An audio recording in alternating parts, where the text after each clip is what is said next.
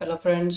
स्वागत है एक पाठशाला में। आज 13 फरवरी 2026 हम यहाँ करंट अफेयर्स के सारे इंपॉर्टेंट क्वेश्चन डिस्कस करेंगे, साथ ही समझेंगे उसके स्टैटिस्टिक्स फैक्ट्स भी। हम यहाँ समझने जा रहे हैं इक्विपमेंट वैभव के बारे में। हम समझेंगे ETF 154 टास्क फोर्स, साथ ही एक्सरसाइज वायु शक्ति। इतना ही नहीं, इसमें और भी बहुत कुछ है। तो हम चलिए शुरू करते हैं। वीडियो लास्ट तक जरूर देखिएगा क्योंकि एग्जाम के लिए काफ़ी महत्वपूर्ण है, क्योंकि एग्जाम में करंट अफेयर्स क्वेश्चन निश्चित तौर पे आते हैं और वो गेम चेंजर साबित होते हैं। हम लास्ट में रिवीजन भी करने जा रहे हैं। तो देखिए, पहला क्वेश्चन है आपका, वर्ल्ड रेडियो डे हम कब सेलिब्रेट करते हैं। आपके पास चार ऑप्शन दिया गया है। ऑप्शन ए है 5 जनवरी, 13 फरवरी, 20 मार्च या 10 अक्टूबर। तो ये रिसेंटली हुआ है, तो ऑब्वियसली है इसका आंसर है 13 फरवरी। जी हाँ, वर्ल्ड रेडियो डे हम 13 फरवरी को सेलिब्रेट करते हैं। ये 13 फरवरी को वर्ल्ड रेडियो डे सेलिब्रेट किया जाता है। क्यों हम मनाते हैं? क्योंकि इस दिन यूनाइटेड नेशन रेडियो इस्टेब्लिश हुआ था 1946 में। जी हाँ, 1946 में यूनाइटेड नेशंस रेडियो इस्टेब्लिशमेंट हुआ था, इसलिए हम वर्ल्ड रेडियो डे सेलिब्रेट करते हैं 13 फरवरी को। इससे रिलेटेड एक क्वेश्चन बनता है कि वर्ल्ड रेडियो डे 2026 के लिए इस साल की थीम क्या है। आपके पास चार ऑप्शन है: radio and climate change, radio and youth equipment, radio and artificial intelligence, AI is a tool and not a voice, and last option है radio for peace and development. यदि आंसर मालूम है तो कमेंट कर सकते हैं, नहीं तो इसका आंसर आपको बताता हूँ। आंसर डी है, radio and artificial intelligence. AI is a tool not a voice. जी हाँ, AI एक टूल्स है, वो कोई वॉइस नहीं है। और आज के ज़माने में AI रैपिडली ग्रो हो रहा है, और रेडियो का ज़माना अभी भी है, क्योंकि अभी भी हम देखते हैं हमारे देश के प्रधानमंत्री जी मन की बात अपने रेडियो पे ही करते हैं, और रेडियो पे बहुत सारे प्रोग्राम होते हैं जो जानना सुनना जरूरी होता है। तो इस साल की theme radio and artificial intelligence, AI is a tool not a voice. और रेडियो वर्ल्ड रेडियो डे हम कब और क्यों सेलिब्रेट करते हैं, इंपॉर्टेंट बनता है एग्जाम के लिए, क्योंकि पूछे जाते हैं थीम और डे पूछे जाते हैं। नेक्स्ट क्वेश्चन है, हाल ही में अभी पार्लियामेंट में industrial relations code amendment bill 2026 पास हो चुका है। जी हाँ, लोकसभा और राज्यसभा दोनों से पास हो गया है। इस बिल के अंतर्गत जो है एनुअल हेल्थ चेकअप का प्रावधान किया गया है। एनुअल हेल्थ चेकअप जो मैंडेटरी किया गया है वर्कर के लिए, तो कितने साल के वर्कर्स के लिए किया गया है, मतलब वर्कर्स की उम्र कितनी साल हो गई है, उससे ज़्यादा कितने, कम से कम कितने साल हुआ है जिसको और ये मैंडेटरी किया गया है हेल्थ चेकअप। क्या वो 35 साल है, 40 साल है, 45 है या 50 है? जी हाँ, इसका करेक्ट आंसर है 40 साल। किसी भी एम्प्लॉय का यदि उम्र 40 साल हो गया है तो उसकी मैंडेटरी है कि हेल्थ चेकअप करवाया जाएगा। यह इस रूल में लाया गया है इसको। अब ये नया है, अमेंडमेंट किया गया है, तो पुराना कौन सा था? पुराना 2000 था। इंडस्ट्रियल रिलेशंस कोड 2000 था, उसको ही अमेंड किया गया है। अभी हम थोड़ा सा और जानते हैं कि minister of labour and empowerment Mansukh Mandaviya ji के द्वारा ये बिल पेश किया गया था लोकसभा और राज्यसभा में, दोनों से सदनों से ये पास हो चुका है। प्रेसिडेंट का एसेंट मिलते ही यह एक्ट बन जाएगा।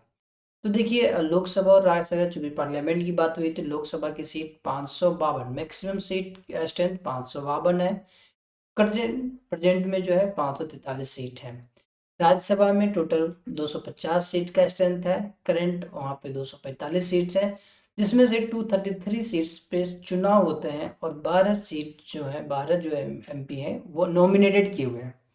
तो आपके मन में यहाँ थोड़ा सा रिवीजन के तौर पे ये याद आना चाहिए कि नॉमिनेशन का ग्राउंड क्या होता है, किस फील्ड के लोगों को नॉमिनेट किया जाता है। तो मैंने आपको कई एक वीडियो में बता रखा है कि आप नॉमिनेशन के लिए याद रखिए LASS। LASS literature, art, science, social service. तो देखिए, राज्यसभा के लिए literature, art, science and social service, इसी फील्ड में से नॉमिनेट किया जाता है। तो टोटल नॉमिनेशन की सीट 12। ये एग्जाम स्टैटिक्स में पूछे जाते हैं, काफ़ी एग्जाम में डायरेक्ट पूछ लिए जाते हैं कि किस किस ग्राउंड पे होता है, किस ग्राउंड पे नहीं होता है। और रिसेंटली आप हमें बता सकते हैं आपके स्टेट से जिन्हें यदि किन्हीं को नॉमिनेट किया गया है तो वो किस ग्राउंड से आते हैं और उनका नाम क्या है। चलिए नेक्स्ट देखते हैं, इंडस्ट्रियल रिलेशन कोड 20 से ही अभी हमने बताया है कि जो कोड अभी बिल पास किया गया था अमेंडमेंट के लिए, वो कौन सा था? 2026 में किया गया, तो अमेंडमेंट बिल 2026 लगाया गया, लेकिन 21 बिल को 2020 को किया गया। अभी 2020 को किया गया था, ये 2020 में क्या किया गया ना, तो 3-4 मतलब बहुत सारे जो इंडस्ट्री से रिलेटेड लॉज थे, एक्ट थे, उस सबको कल्प करके मर्ज करके एक बनाया गया, ताकि मॉडर्नाइजेशन की तरफ इंडस्ट्री लेटेस्ट टेक्नोलॉजी और लेटेस्ट जो रूल्स हैं उसके अनुसार चल सके। तो ये तो इसमें से देखिए, 2020 जो था उसमें ये सारे रूल्स, सारे एक्ट्स को मिला दिया गया, सबको समन किया गया। ट्रेड यूनियन एक्ट को, industrial dispute act, industrial employment standing order act 1946, जी हाँ, ये सारे एक्ट्स को एक साथ बना के कंपाइल करके एक बना दिया गया, इंडस्ट्रियल रिलेशन कोड 2020। इसमें बहुत सारे चेंजेस किए गए, जो अभी उसको और एक्ट क्लैरिफाई करने के लिए industrial relations code bill amendment किया गया है। इसका करेक्ट आंसर है ए, सभी को किया गया था। अब लेबर लॉ जो है इंडिया में कंकरेंट लिस्ट में आता है। जी हाँ, लेबर लॉ के ऊपर जो नियम बनाने वाले हैं, केंद्र सरकार भी बना सकते हैं और राज्य सरकार भी बना सकती है, दोनों बना सकती है, इसलिए इन्हें कंकरेंट लिस्ट में रखा गया है। नेक्स्ट है कि अभी जो है रिसेंटली डिफेंस एक्विजिशन कॉरपोरेशन ने 3.60 लाख करोड़ का जो इक्विपमेंट आर्म्ड फोर्सेस को इन्हेंस करने के लिए, उन्हें और मजबूत बनाने के लिए अप्रूव कर दिया गया। उसी अप्रूवल में से एक वैभव नाम का इक्विपमेंट है। जो इक्विपमेंट वैभव है वो किस तरह की इक्विपमेंट है? क्या वो फाइटर एयरक्राफ्ट है? क्या वो एंटी टैंक माइंस है? क्या वो सबमरीन सोनार है? या फिर रडार सिस्टम है?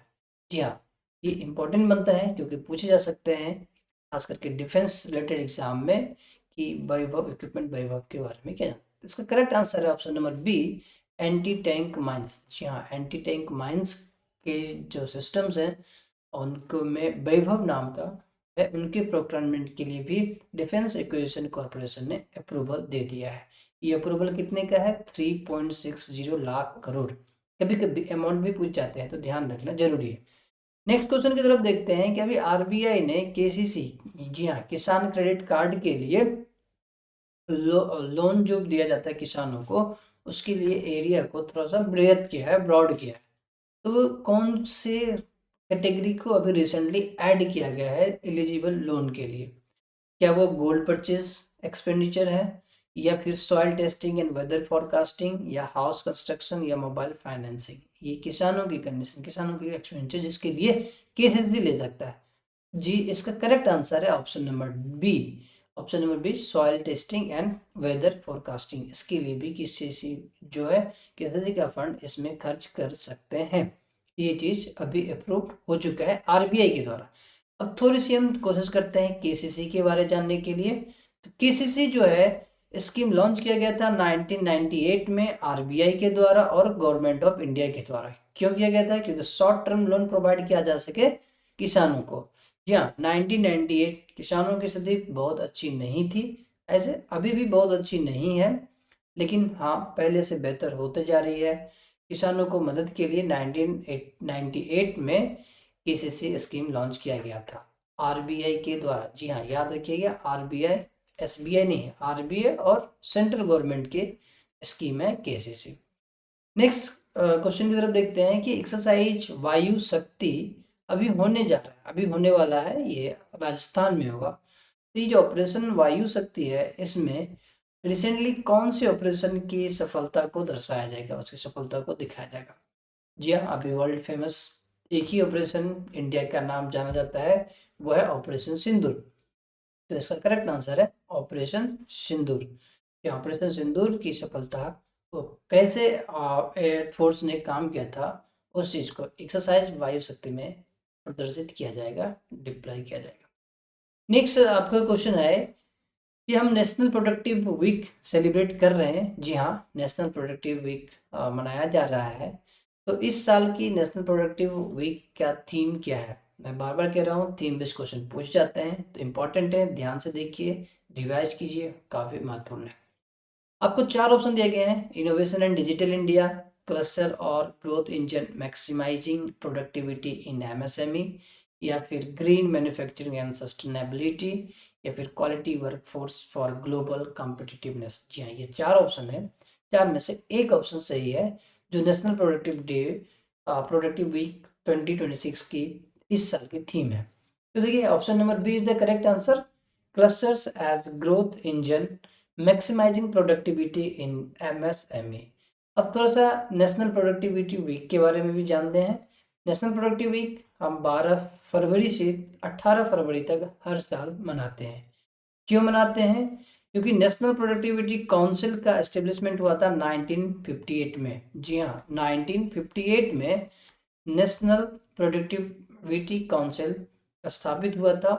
और इम्पॉर्टेंट क्वेश्चन आपसे पूछे जा सकते हैं कि नेशनल प्रोडक्टिव काउंसिल के प्रेसिडेंट अभी कौन है? तो फिलहाल पीयूष गोयल जी हैं। जी हाँ, पीयूष गोयल जी नेशनल प्रोडक्टिविटी काउंसिल के प्रेसिडेंट हैं। चलिए नेक्स्ट क्वेश्चन देखते हैं। ये काफ़ी इंपॉर्टेंट है, इंडिया का वर्ल्ड में दबदबा बढ़ता हुआ। अभी इंडियन नेवी ने एज्यूम किया है कमांड ऑफ मल्टीनेशनल। जी हाँ, एक मल्टीनेशनल सहयोग है, टास्क फोर्स है, CTF 154 टास्क फोर्स। इसका कमांड इंडियन नेवी ने संभाल लिया है। तो इसमें जो कमांड इंडियन नेवी ने संभाला है, तो कौन इसके कमांडर कौन बने हैं? इसके कमांडर इंडियन साइड से कौन कमांडर है? 4 ऑप्शन दिया गया है। क्या वैभव एडमिरल तरुण सोबिती है, या कमांडर मिलिंदा एम मोकाशी है, या एडमिरल दिनेश के त्रिपाठी हैं? जी हाँ, ये तो अभी हमारे नेवी के हेड हैं। या फिर रियर एडमिरल संजय रघुनाथ। इसमें से एक ऑप्शन सही है, करेक्ट आंसर है option number B, commander Milind M Mokashi. जी हाँ, ये अभी जो Indian navy CTF 154 task force जो एक मल्टीनेशनल कॉरपोरेशन है, उसके कमांडर बने हैं हमारे इंडियन नेवी के कमांडर। अब थोड़ा सा CTF 154 टास्क फोर्स के बारे जानते हैं। उससे पहले आपको बता दूं कि मिलिंडा एम मोकाशी को शौर्य चक्र से भी सम्मानित किया जा चुका है। जी हाँ, पूछे जा सकते हैं कि कौन सा अवार्ड मिला है, तो शौर्य चक्र। अब CTF 154 फोकस ऑन ट्रेनिंग के बारे में देखते हैं। ये ट्रेनिंग पे ऊपर फोकस करता है, कैपेसिटी बिल्डिंग, कैसे काम किया सकता है, और मल्टीनेशनल कॉपरेशन है, मतलब एक से अधिक देश इसमें शामिल होते हैं, एक दूसरे का सहयोग करते हैं। ये स्पेशली काम करता है इंडियन ओशियन रीजन में और उसके आसपास के एरिया में। तो अभी वहाँ के कमांडर मिलिंद एम मोकाशी बन चुके हैं। CTF 154 टास्क फोर्स का कमांड इंडियन नेवी ने संभाल लिया। नेक्स्ट, अब रिवीजन की बारी है। रिवीजन काफ़ी इंपॉर्टेंट है, क्योंकि रिवीजन ही है जो हमें अपने मंजिल तक पहुंचाएगी। तो चलिए रिवीजन शुरू करते हैं। रिवीजन में आपका पहला क्वेश्चन है कि रिसेंटली जो है गवर्नमेंट ने अभी एक गाइडलाइन जारी किया है नेशनल सॉन्ग वंदे मातरम को लेकर। जी हाँ, नेशनल राष्ट्रीय गीत वंदे मातरम को लेकर केंद्र सरकार ने गाइडलाइन जारी किया है। उस गाइडलाइन के अंतर्गत आपको कहा जा रहा है, पूछा जा रहा है सवाल कि वंदे मातरम और राष्ट्रगान जनगण मन, ये दोनों को यदि एक साथ गाना हो तो हम पहले किसे गाएंगे? क्या हम पहले राष्ट्रगीत वंदे मातरम या फिर पहले राष्ट्रगान जनगण मन? ये आपसे सवाल पूछा गया है। आप इसका हमें जवाब दीजिए, क्योंकि रिवीजन क्वेश्चन है। हम पहले आपसे 5 सवाल पूछेंगे, फिर आपको जवाब दिया जाएगा। दूसरा क्वेश्चन है कि अभी रिसेंटली जो है किस कंट्री को country of the year biofact 2026 में कंट्री एट द ईयर घोषित किया गया। बायोफैक्ट क्या है? कि वर्ल्ड का लार्जेस्ट ऑर्गेनिक ट्रेड फेयर है। वहाँ पर कंट्री ऑफ द ईयर किस कंट्री को घोषित किया गया? आप हमें कमेंट में बता सकते हैं कि बायोफैक्ट 2026 ये जो लार्जेस्ट ऑर्गेनिक ट्रेड फेयर है, ये कहाँ हुआ है। नेक्स्ट क्वेश्चन है आपके लिए, ठीक है। अभी Indian team under 19 world cup में, इंडियन क्रिकेट की team ICC under 19 world cup में मेंस टूर्नामेंट में इंडियन टीम ने विजय प्राप्त किया है, वो वर्ल्ड कप जीत लिया है। तो इंडियन टीम के कैप्टन कौन है, जिसके लीडरशिप में, जिसके कैप्टनशिप में ICC under 19 mains world cup में इंडियन टीम ने वर्ल्ड कप जीता है। लास्ट क्वेश्चन, फोर्थ क्वेश्चन है आपसे लिए, अभी Olympic winter games Olympic winter games का नाम XXV यानी कि 25 ओलंपिक विंटर गेम है। यह कहाँ हो रहा है, कौन सी कंट्री है जो इसे होस्ट कर रहा है? इस ओलंपिक गेम का एक अलग से भी नाम दिया गया है, मिलान कॉर्टिनी 2026। तो ये कहाँ हो रहा है ये आपको बताना है। लास्ट क्वेश्चन है रिवीजन के लिए, कौन सी स्टेट्स है जो अभी इंटरनेशनल एनर्जी फेस्टिवल होस्ट किया है, जो प्रमोट करने का उद्देश्य है ग्रीन एनर्जी को? जी हाँ, ये 5 क्वेश्चन रिवीजन के लिए है। आप इसका आंसर हमें कमेंट कर सकते हैं, वीडियो पॉज कीजिए, कमेंट कीजिए। नहीं मालूम है कोई बात नहीं, वीडियो रिज्यूम कीजिए, अभी आपको आंसर बताया जाएगा। पहले सवाल का आंसर है, यदि वंदे मातरम या फिर जनगण मन दोनों में से पहले किसी गाना हो, ये दोनों एक साथ गाना हो तो हम पहले वंदे मातरम को गाएंगे। जी हाँ, पहले हम वंदे मातरम को गाएंगे, जनगण मन बाद में गाया जाएगा। ये भी रिसेंटली गाइडलाइन आई है सेंट्रल गवर्नमेंट के द्वारा। और ये भी कहा गया है कि वंदे मातरम को भी सेम रिस्पेक्ट, उतना ही वैल्यू जितना राष्ट्रीय गान जनगण मन को दिया जाता है। यदि झंडा फहराना हो, झंडोत्तोलन हो, झंडा का उतारना हो, उस समय भी हम जहाँ भी वंदे राष्ट्रगान होता है जनगण मन, हर जगह वंदे मातरम अब अनिवार्य कर दिया गया है। Next, country of the year biofact 2026 India को किया गया है। और आयुष माथारे हैं इंडियन क्रिकेट मेंस अंडर 19 के कैप्टन, जिनके कैप्टनशिप में इंडिया ने वर्ल्ड कप जीता है। और इटली में अभी विंटर ओलंपिक गेम हो रहा है।